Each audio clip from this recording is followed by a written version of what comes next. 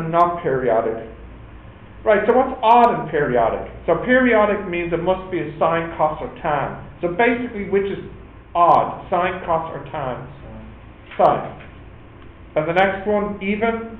Cos. Yeah, is this B3? Yes, please. A1. So the first one is, oh, come on. Sine x. The next one? Cos x. And the last one, even but not a periodic function. No, x squared. Okay. Can you go back to question? Even and not periodic. What is cos? No, sine. What about odd and not periodic? Oh, it's there. Yeah, odd and not periodic. X cubed. Okay. No, x squared. That's even and periodic. He was asking me a different question.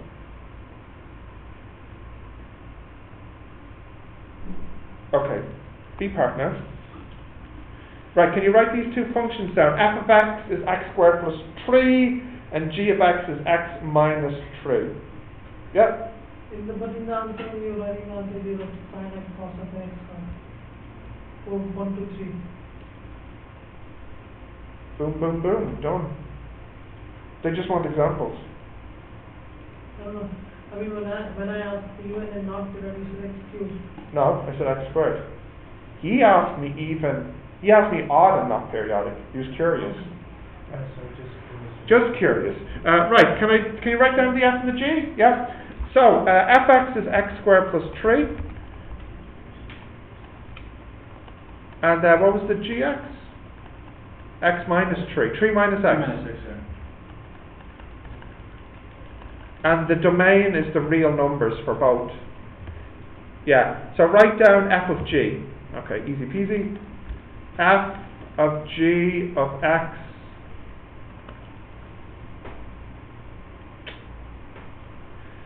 so I put the g inside the f. 9 minus 2x plus x squared plus 3 x squared minus 2x plus 12. That's the answer there. Part 2? Yeah.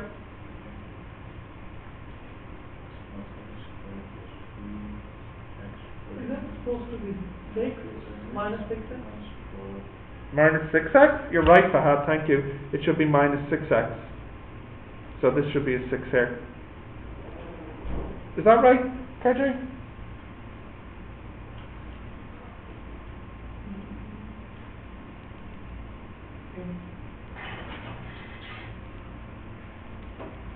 Come on, you're killing me here. Come on, don't take it so hard. Do you have your Facebook page open? Is this the delay? Stop reading your posts. What is it? Yes. Thank you. Right. The next part is the range. So how can you find the range here?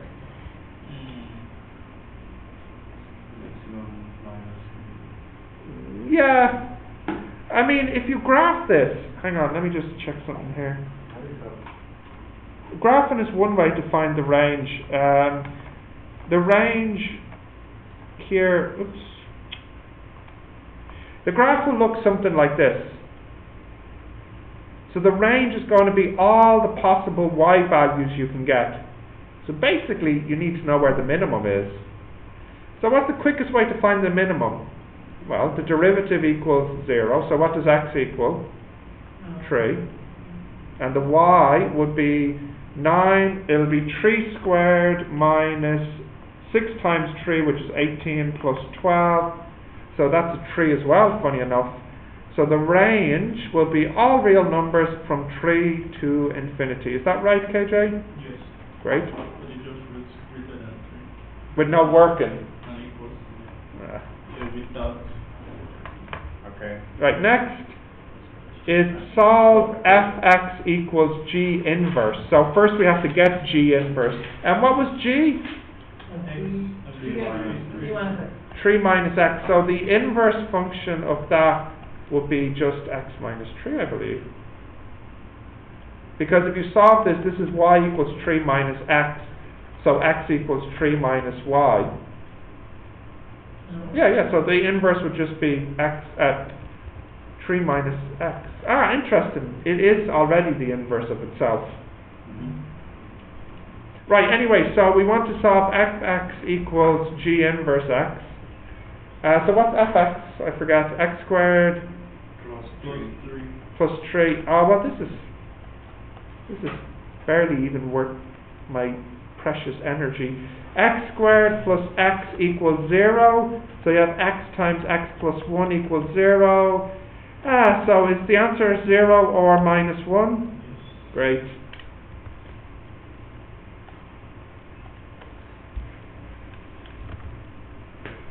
Sketch the modulus of g of x. So they want a sketch of the modulus of the absolute of g of x. So that's the absolute of 3 minus x.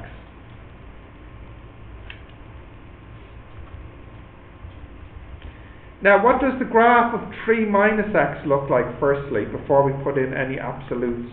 Is it going up or going down? Going down. Going down, starting from, what's on the y-axis? 3. 3. And actually, what's the root? 3. So the only difference is that when you put the absolute around it, it turns the negative part into positive. So it just bounces up here. Yeah. So this would be a 3, and this here is a 3, and that's really it. Do they have a graph like this or not? Yeah. Nice. That's not.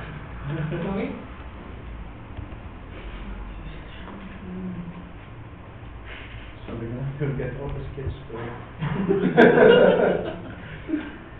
fx is reflected in the x and then translated 4 units up. So you flip x upside down and translate it up. So this is why it was useful to draw the graph earlier for x, because if I flip it, it would look like this. So this point here would be minus 3, yes? And if I move it up 3 units, it would be at 0. So the graph will just look like this now. So if I draw that,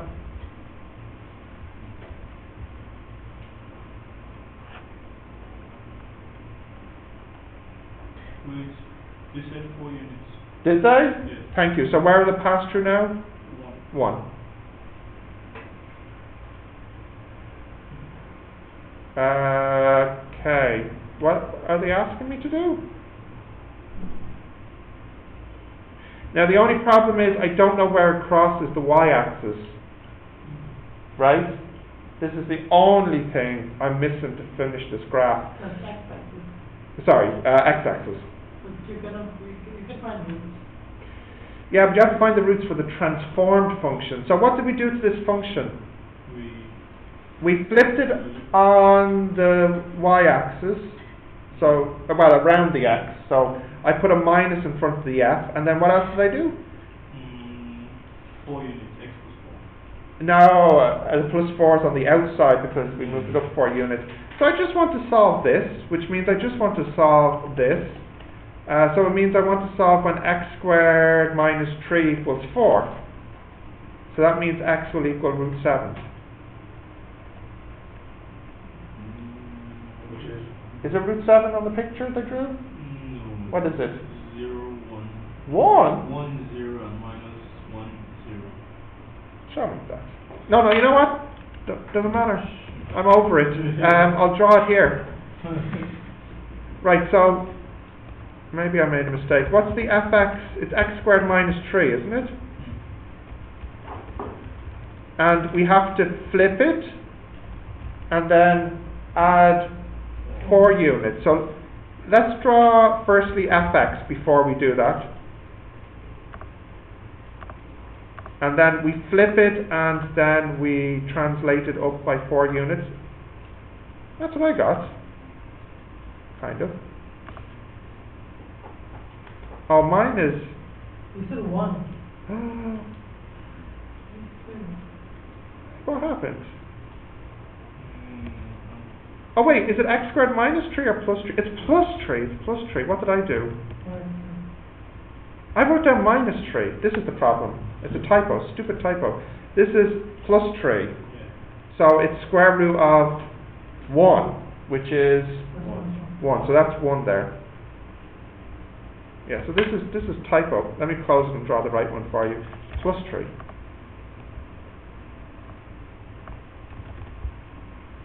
Right, so let's draw this. There, that's what I had at the very beginning. And then if I flip it and lift it, that's better. 1 and 1. And of course the other one here is minus 1 because you have a choice here. It's plus or minus 1. So this one here is minus 1 then. Right, okay, so is that the end of it? Should be minus 1 that I said? Yeah. But it said coordinates. Oh, coordinates. So technically we have to write it like this. 1, 0, minus 1, 0, and 0, 1. It's an ugly graph. I don't think I'll get full marks for that. It should be a bit more symmetric. It should look like this blue one here. Yeah? But there's not anything like that in the math. There's no marks for shape? Show me. Okay, there's What, is there one mark for shape? yes. Yeah, okay, that's what I thought. Oh, are you serious? So I would not get that one mark for shape. Close this?